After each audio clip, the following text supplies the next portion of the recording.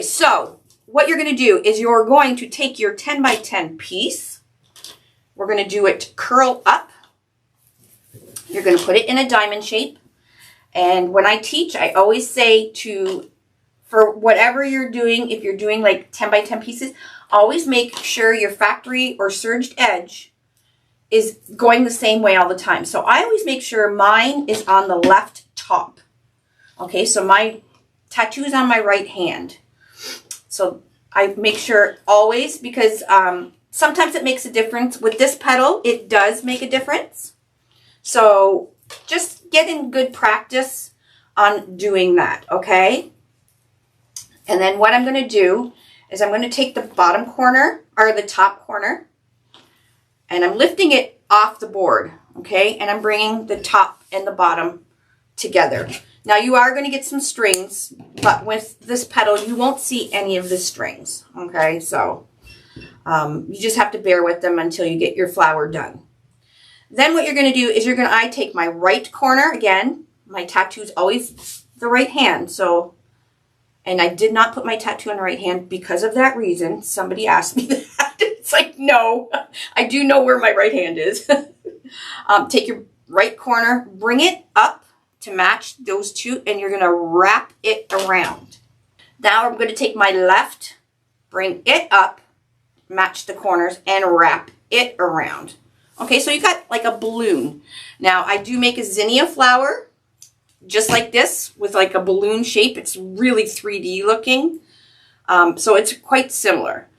Now I am right-handed, so I'm going to take my balloon, flip it to the side, and what I'm going to do is I'm using my ring finger and my thumb. I'm stretching it out along the top of this bubble and on the sides. So my ring finger's on the top here, my thumb is on the bottom. And what I'm going to do is I'm going to stretch this, and as I'm stretching it, put it on the table. Okay, take my Peter pointer. People get a kick when I call it that. And as I'm going to let go of the sides, Peter pointer, I'm going to push it down, and then I'm going to bring my fingers down.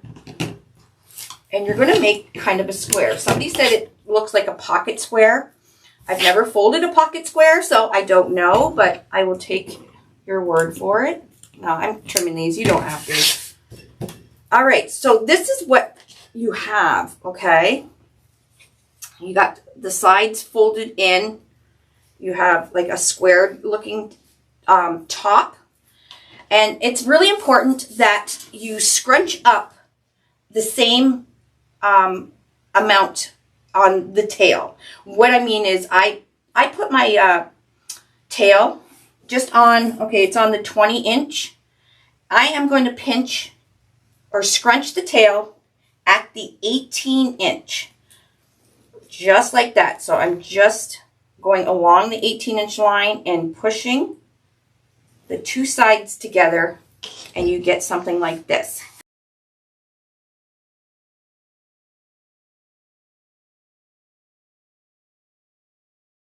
And then you can pre-make your petals. I pre-make my petals all the time. I put a clip. I use these little sewing clips. I also like to use these rubber bands. You can also put it right into the board.